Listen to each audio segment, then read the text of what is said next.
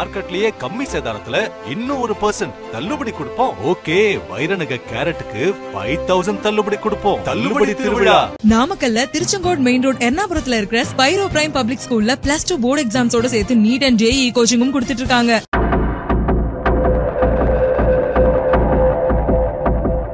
தங்கத்தோட விலை கூடுனதுனால புது ஆட்கள் இப்ப உருவாக்குறாங்க. கொஞ்சம் கோல்டு கிடைச்சா கூட அதுல வந்து அவங்களுக்கு நிறைய லாபம் கிடைக்கும். 2 பேர் போறாங்க, 2 பேருமே தொப்பி போட்டிருக்காங்க. அந்த தொப்பியை வச்சுதான் பாக்குறாங்க இது வந்து ஒரு வித்தியாசமா இருக்கு அப்படின்னு. அப்புறம் வண்டி நம்பரை பாக்குறாங்க. இந்த நகைகள்லாம் எங்க போச்சு? இவங்க கூட வந்தவங்க யாராவது எடுத்துட்டு போயிட்டானா இல்ல அவங்ககிட்ட கொடுத்துட்டாங்களா? ஃளைட்ல வந்தாங்கன்னு சொல்றாங்க. இன்னும் சிலர் கர்நாடகாவுக்கு போயிட்டு அங்க இருந்து பைக்ல வந்தாங்கலாம் சொல்றாங்க. இவங்களை பிடிச்சதுக்கு அப்புறம் அந்த வண்டியை இது பண்ணி பார்க்கல கர்நாடகா ரெஜிஸ்ட்ரேஷன் ஒரு ட்ரிப்பிக்கல்ல போய் ஒரு பழைய பைக்கை வாங்கி 2 நாளைக்கு முன்னாடியே வந்து அப்படியே சர்வே பண்ணியிருக்காங்க ஃபுல்லா. எந்தெந்த இடத்துல வந்து லோன்லியா இருக்கு, லேடிஸ் மூவ்மெண்ட் எந்த இடத்துல இருக்கு. அதே மாதிரி இது வட மாநிலத்தை சேர்ந்தவங்களுக்கு போலீஸ் ட்ரீட்மெண்ட் அதே மாதிரி இருக்குமா இல்ல மாறுபடும்? இதோட கடுமையா இருக்கு. ஏன்னா 100 பவுன் போட்டுப்பாங்க. ஒரு கல்யாணத்துக்கு போறாங்க ஒரு 100 பவுன் அவங்க கிட்ட இருக்கலாம் போட்டு வந்தாதான் அவங்களுக்கு மரியாதை அப்படின்னு நினைக்கிறாங்க. சமூகத்தில் நமக்கு ஒரு அந்தஸ்து அப்படின்னு நினைக்கக்கூடிய சூழ்நிலை இருக்கு. அதிகமா தமிழ்நாடு, கேரளா, கர்நாடகா, ஆந்திரா பின்னணியில் கண்டிப்பா ஒரு கேங் இருக்குமா அல்லது? நக்கீரன் நேயர்களுக்கு வணக்கம். இன்றைய நிகழ்ச்சியின் சிறப்பு விருந்தினர் முன்னாள் காவல் அதிகாரி திரு ராஜாராம் சார். வணக்கம் சார். சார், இன்னைக்கு காலையில் 6 to 7 மணிக்குள்ள குறிப்பாக அடையாறு காவல் சரகத்திற்கு உட்பட்ட பகுதிகளில் ஒரு 8 இடங்களில் வழிப்பறி செயின் பறிப்பு நடந்திருக்கு. அடுத்து 3 மணி நேரத்திலேயே காவல்துறை அவங்கள கைது பண்ணியிருக்காங்க. அதுவும் விமான நிலையத்துக்குள்ளே போது கைது பண்ணியிருக்காங்க. விசாரிக்கிறப்போ வரக்கூடிய ஒவ்வொரு தகவலும் பகீர் ரகமாகவே இருக்குது. இது பின்னணி என்ன சார்? ஃபஸ்ட்டு நான் அங்கேருந்து போகலான்னு பார்க்குறேன். இப்போது இது செயின் ஸ்நாச்சிங் அப்படின்னு சொல்லுவாங்க. இந்த செயின் ஸ்நாச்சிங் பண்ணுறதுக்கு இப்போ தங்கத்தோட விலை கூடுனதுனால அதிகமாக அப்படி நினச்சி பார்க்காத அளவுக்கு கூட்டிகிட்டே போகுது. டெய்லி கூட்டிகிட்டே போகுது. அப்போ அதோட மதிப்பு ஜாஸ்தியாகிடுது. கொஞ்சம் கோல்டு கிடைச்சா கூட அதில் வந்து அவங்களுக்கு நிறைய லாபம் கிடைக்குது. அதனால் இந்த செயின் பறிப்பில் ஈடுபடுறதுக்கு இது வட மாநிலத்தை சேர்ந்த ஒரு கும்பல். உத்தரப்பிரதேசில் வந்திருக்காங்க.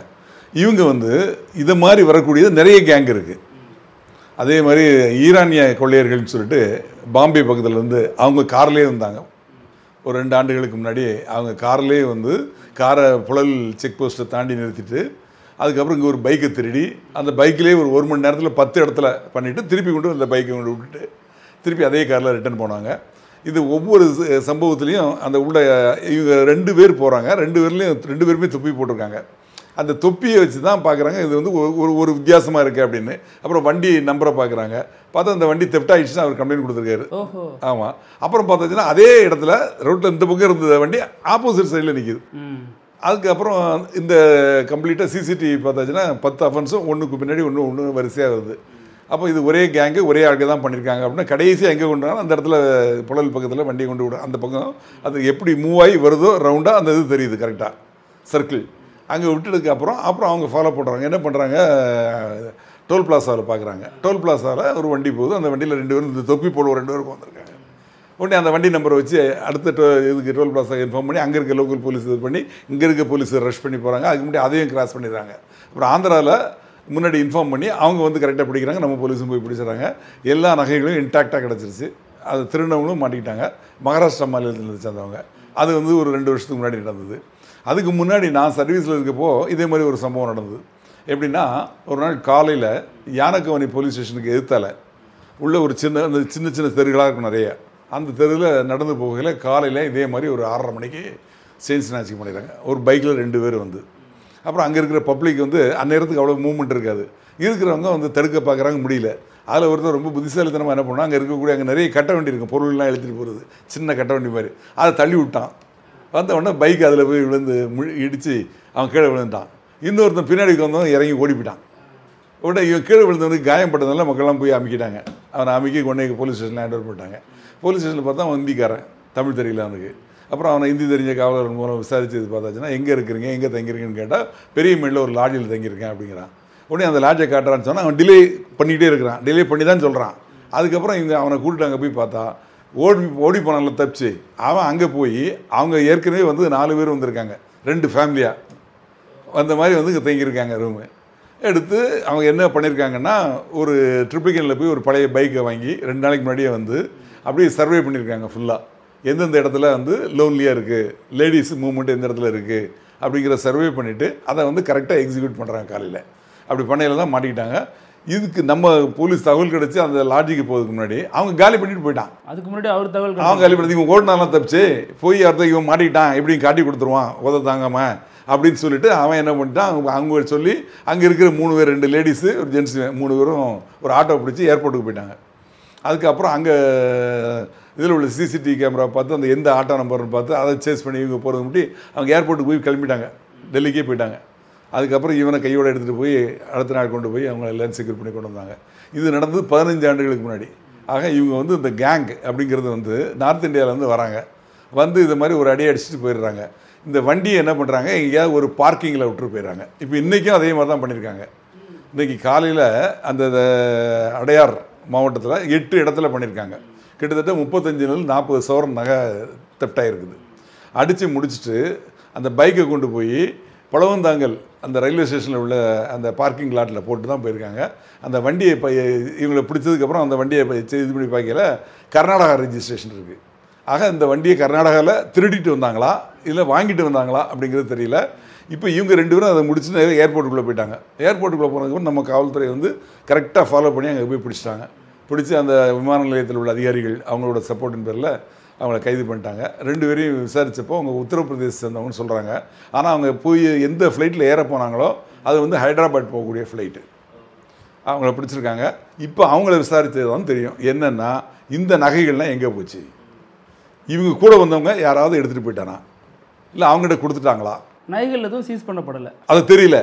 அவங்கள பிடிச்சிருக்காங்க, விசாரிச்சிருக்காங்க, தெரியுது. இது மட்டுமல்ல, இந்த மாதம் ஜனவரி மாதம் பொங்கலை ஒட்டி தாம்பரத்தில் அந்த கம்ப்ளீட்டாக ஒரு 10 அஃபென்ஸ் இதே மாதிரி 1 ஹவரில் சர்ன்னு அடிச்சுட்டு திருப்பி போயிட்டாங்க. இதே குரூப் தான் சொல்கிறாங்க. அதனால் இவங்களா இருக்கணும் இல்லை இவங்களை சேர்ந்த அதே மாதிரி ஒவ்வொரு இடத்துலையும் நிறைய குரூப் இருக்குது. அதனால் இவங்களாவே இருக்கும். அப்படி இருந்தால் அந்த நகைகள்லாம் எங்கே, அன்னைக்கு வந்ததெல்லாம் யார், இவங்க தான் வந்தாங்க அப்படின்னா இப்போ இவங்களோட அந்த ஃபோன் இருக்கு இல்லையா, அந்த ஃபோனோட டவர் லொக்கேஷன் என்ன, இதெல்லாம் வச்சு அவங்கள ப்ரூவ் பண்ணிடலாம். அதே மாதிரி அந்த அன்னைக்கு வந்தவங்க யார், அவங்க வந்தாங்களா, இந்த நகைகள்லாம் எங்கே இருக்குது, இது எல்லாத்தையுமே கம்ப்ளீட்டாக சீஸ் பண்ணிடுவாங்க. காவல்துறை வந்து ஒரு சிறப்பாக அந்த விஷயத்தில் செயல்பட்டுருக்காங்க. சொல்கிறதெல்லாம் பார்த்தா சார் இது ஒன்றும் புது விஷயம் இல்லை, இது மாதிரி ஏற்கனவே நடந்துகிட்டு இருக்கு. அதுக்கான பல பின்னணிகளும் நீங்கள் சொல்கிறீங்க.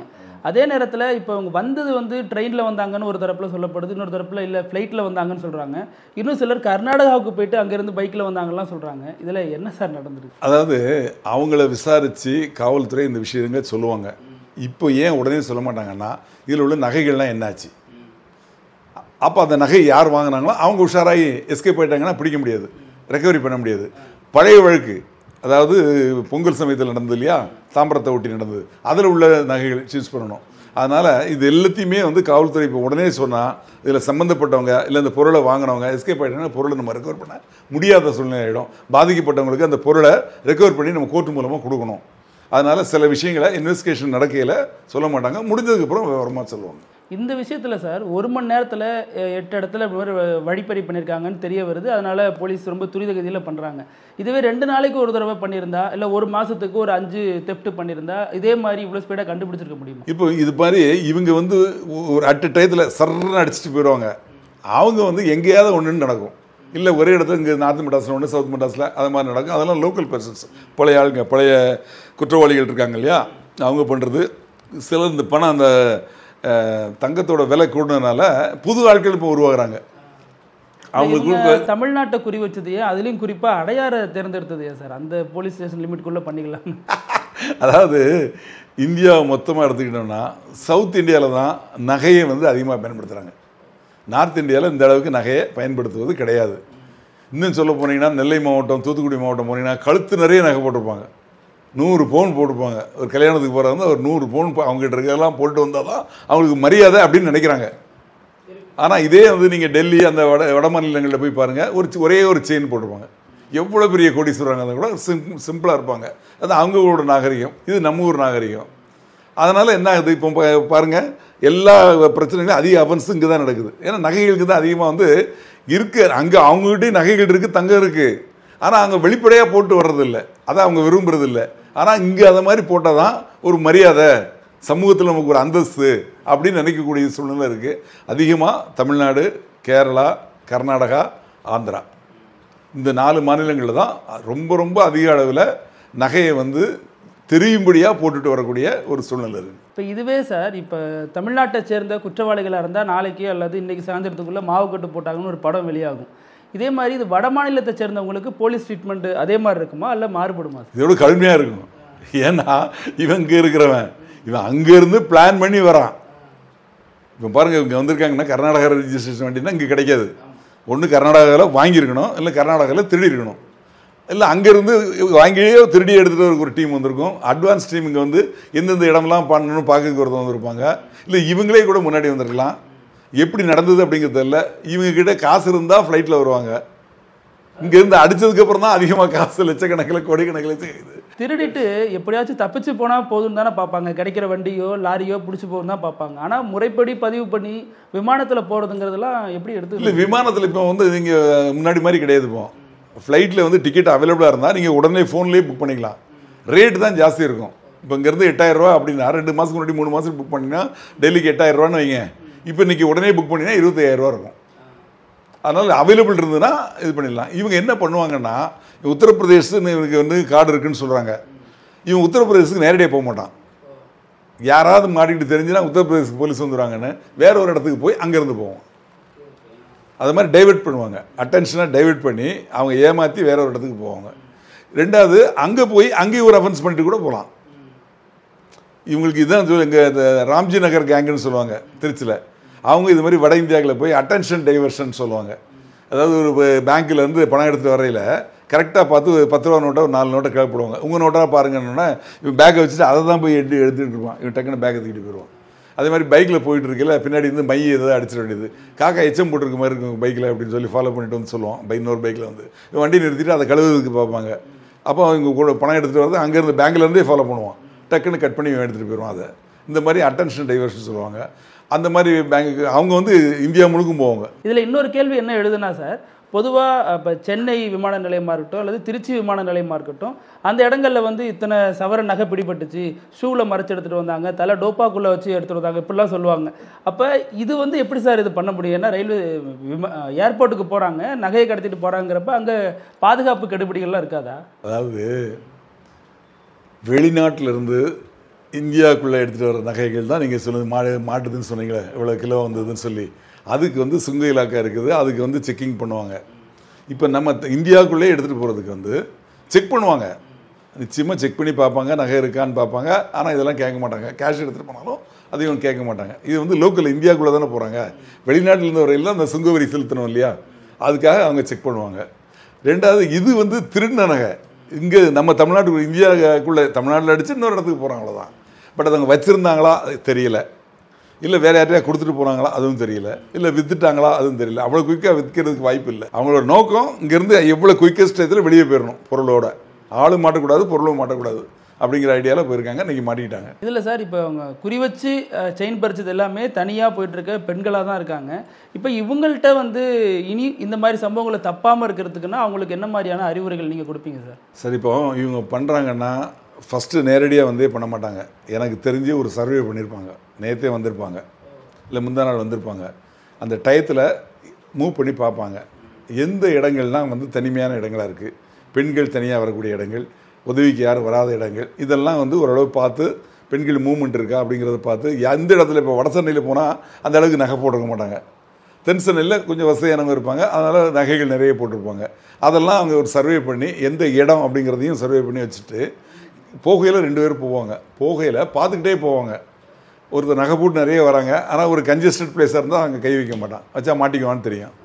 அதனால் தனியாக லோன்லியாக ஒரு லேடி அங்கே வராங்க அப்படின்னா அங்கேருந்தே கவனிப்பான். சுத்தம் பக்கத்தில் யார் இருக்குன்னு ஒருத்தன் ஓட்டிகிட்டே போவோம், ஒருத்தன் கவனிச்சுட்டே வருவான். இப்போ அந்த பெண்ணை கிராஸ் பண்ணையில் அங்கே நகை போட்டிருக்காங்க, தனிமையாக இருக்காங்க அப்படின்னு தெரிஞ்சோன்னா போயிட்டு யூ-டர்ன் அடிச்சுட்டு வந்து டக்குன்னு கற்றுட்டு போயிடுவான். அது மாதிரி ஒரு டர்ன். இன்னொன்று என்ன பண்ணுவான், நேராக எதுக்கு வந்துட்டு போய் பார்த்துட்டு திருப்பி நேராக வச்சு கட் பண்ணிட்டு போகிற மாதிரி. இன்னும் சில வந்து அட்ரஸ் கேட்குற மாதிரி, இது எங்கே இருக்குங்கிற மாதிரி பக்கத்தில் வந்து கேட்பான். பக்கத்தில் இருக்கையில் இவங்களுக்கு பதில் சொல்ல ஆரம்பிப்பாங்க, டக்குன்னு எடுத்துகிட்டு வண்டி எடுத்துகிட்டு போயிடுவோம். அதனால் 2 பேர் இருப்பாங்க. ஒருத்தன் வண்டி ஓட்டுவான், அவனோட எய்ம் வந்து எஸ்கேப் ஆகணும் வண்டியில். இன்னொருத்தன் வந்து செயினை பறிக்கிறதுக்கு. இன்னும் சில சமயங்களில் இறங்கி போய் பறிச்சுட்டு வந்து ஓடி வண்டியில் ஏறி போன சம்பவங்கள்லாம் நிறைய இருக்குது. இன்னும் நிறைய இதில் இந்த பெண்களுக்கு கழுத்தில் இந்த செயின் இழுக்கப்பட்டு அறுக்கப்பட்டு காயம்பட்ட சூழ்நிலைகள் இருக்குது. இதுக்கு வந்து முன்னாடி 379 ஐபிசி சாதாரண தெப்ட், ஆர்டினரி தெப்ட்டில் வழக்கு போட்டாங்க. அதில் போட்டால் 3 வருஷம் தண்டனை கிடைக்கும். அதுக்கப்புறம் என்ன சொல்கிறாங்க, இதெல்லாம் கொள்ளை வழக்காக, ராபரி வழக்கா 392 394 அப்படிங்கிற மாதிரி பதிவு பண்ணாங்க. பெயிலில் வர முடியாது, தண்டனையும் அதிகமாக கிடைக்கும்னு. இந்த காயம் பட்டாச்சுன்னா 397 அந்த மாதிரிலாம் போட்டாங்க. சில இதில் சில பெண்கள் இறந்து கூட போயிருக்காங்க. அது மாதிரி சம்பவங்கள்லாம் இருக்குது. இந்த செயின் பறிப்பு சம்பவங்கள் அதிக அளவில் தமிழ்நாட்டுக்கு நடக்கிறதுக்கு காரணம் என்னென்னா, தமிழ்நாட்டு பெண்கள் அதிக அளவில் நகைகள் போடுறது, ரெண்டாவது தங்கத்தோட விலை கூடுனது. பெண்கள் இதிலிருந்து தங்களை தவிர்த்துக்கணும், இந்த மாதிரி சம்பவத்தில் தங்களுக்கு பாதிப்பு ஏற்படக்கூடாது அப்படின்னு நினச்சா அதிக அளவில் நகையை அணிஞ்சிக்கிட்டு வெளியே தெரியும்படியாக அணிஞ்சிக்கிட்டு தனியாக வெளியே வராதிங்க. நகையை அணிஞ்சிட்டு ஒரு பழைய ஃபங்க்ஷனுக்கு போகிறீங்க அப்படின்னா ஒரு ஆட்டோவில் போங்க, ஒரு கேப் புக் பண்ணி போங்க, இல்லை கூட யாராவது துணைக்கு போங்க. நகைகள் வெளியே தெரியும்படி இல்லாமல் கழுத்தை சுற்றி அந்த மாராப்பன்னு சொல்லுவாங்க இல்லையா, சேலை, அந்த சேலையை சுற்றி அந்த நகைகளெல்லாம் மறைச்சிட்டு போங்க. உங்களுக்கு எல்லாருமே செல்ஃபோன் வச்சுருக்கீங்க, அதில் வந்து காவலன் ஆப்னு இருக்குது, அதை டவுன்லோட் பண்ணி வச்சுங்க. இது மாதிரி ஒரு சந்தர்ப்பம் வர பார்க்கையிலே வேறு மாதிரி தெரியுதுன்னா டக்குன்னு அந்த பட்டன் நமக்குன்னே போதும், காவல்துறைக்கு தகவல் கிடச்சி வந்துடும். அவங்க உடனே சரண வண்டி வந்துடும், பெட்ரோல் வண்டி வந்துன்னா ஓடி போயிடுவாங்க. இதில் சார் இந்த 2 பேர் தான் நமக்கு தெரியுறாங்க சீனில். பின்னணியில் கண்டிப்பாக ஒரு கேங் இருக்குமா, அல்லது 2 பேரும் ரேண்டமாக வாய்ப்பு இருக்குது, இல்லைன்னு சொல்ல முடியாது. அதான் சொல்லணும்ல, வண்டி வந்துருக்கு, கர்நாடகா வண்டி உங்களுக்கு எப்படி வந்தது, இல்லை இவங்க கர்நாடகாவிலேயும் அனௌன்ஸ்மெண்ட்டுக்கு வந்தாங்களா, இப்போ உள்ள நகைகள் எங்கே, இந்த முழு விவரங்களும் விசாரணை முடிஞ்சால் தான் தெரியும். இப்போ இந்த சூழ்நிலையில் இனிஷியல் ஸ்டேஜில் காவல்துறை எதையும் வெளியிடாது.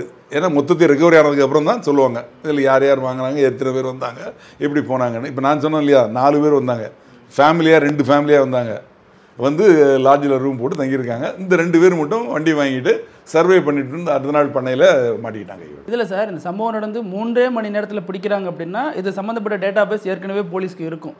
ஏன்னா இவங்க இப்படி வந்தாங்க, என்றைக்கோ இந்த ஃப்ளைட்டில் போகிறாங்கிற வரைக்கும் போலீஸ்காரர்களுக்கு தெரியல. 2 விஷயம். இப்போ 2 ஆண்டுகளுக்கு முன்னாடி இந்த பாம்பே கேங் சொன்னோம் இல்லையா, ஈரானிய கேங்கு, அது இதே மாதிரி தான் பண்ணாங்க. பண்ணிவிட்டு அவங்க வந்து பைக் இதில் காரில் போயிட்டாங்க, காரில் போயிட்டாங்க, பைக்கை திருடி அடிச்சுட்டு போயிட்டாங்க. இப்போ நமக்கு இப்போ லேட்டஸ்ட் விஷயம் என்னென்னா, பொங்கலுக்கு நடந்து பாருங்க 10 அஃபென்ஸு, அது எல்லாம் ஏர்போர்ட் நோக்கி தான் வருது. தாம்பரத்துக்கு தான் நடந்தது. தாம்பரத்தில் அடிச்சுட்டு இங்கேருந்து கிளம்புறதும் இங்கேருந்து தான் போயிட்டு சுற்றிட்டு திருப்பி ஏர்போர்ட்டுக்கு தான் வருது. அப்போது நமக்கு ஒரு ரூட் தெரிஞ்சிருது.